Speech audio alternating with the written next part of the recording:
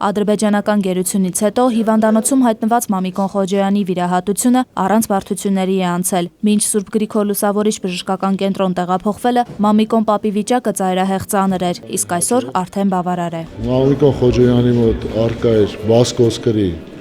շերտաճաս կոտրված կեղծ հոդի արկայությամբ, բեկորներ կային այնտեղ,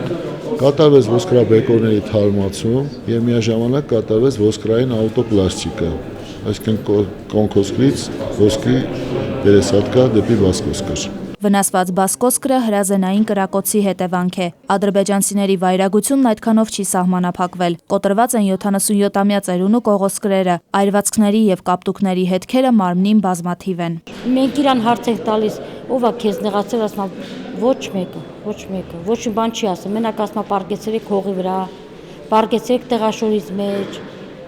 մի արեք, մի խփեք, ոտքերը հենց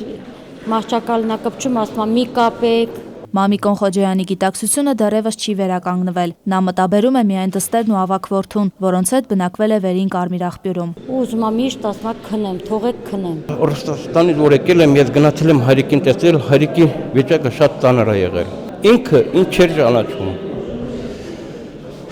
Մի չի ճանաչում իրան որդուն։ Իդեպ ծերունու վաղեմի ընկերը հեռուստատեսությամբ տեսնելով խոշտանգված զինակցին այցելել է հիվանդանոց։ Նրանք միասին ծառայել են 1959 թվականին Լենինգրադում։ Մամիկոն Խոջոյանը ծառայակցին նույնպես չի հիշել։ Առաջիկա 2 շաբաթվա ընթացքում ծերունին գտնվելու է բժիշկների վերահսկողության ներքո։ Լուիզա Սուքիասյան, Արթուր Հունանյան, ժամը լրատվական։